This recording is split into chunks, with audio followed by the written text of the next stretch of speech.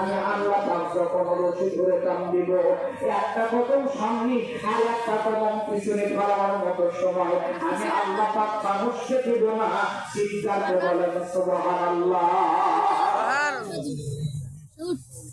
আজকে আসার সময় রাস্তার মধ্যে দেখে আসলাম একটা অ্যাক্সিডেন্ট, জায়গায় বের হয়ে গেল, জায়গায় রক্ত মারা গেল।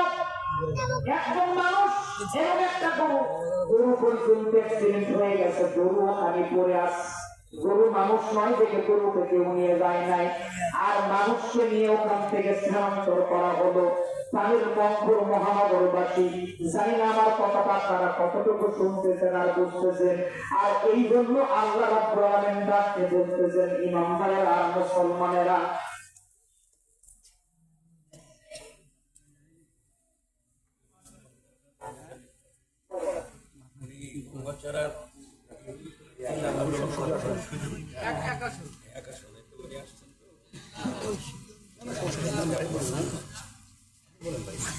আপনাদের এখন তো অনেক বেশি মনে হয়।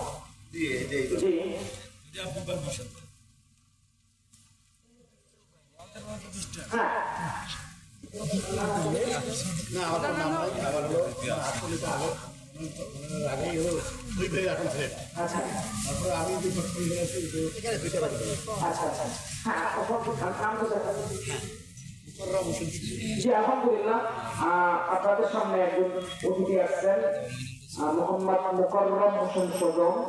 উনি গঙ্গাচড়া থেকে নির্বাচন করবেন। এবার সংক্ষিপ্ত রংপুরে এক আসন থেকে গঙ্গাচড়া থেকে সংক্ষিপ্ত কথা বলবেন। প্লিজ বসেন।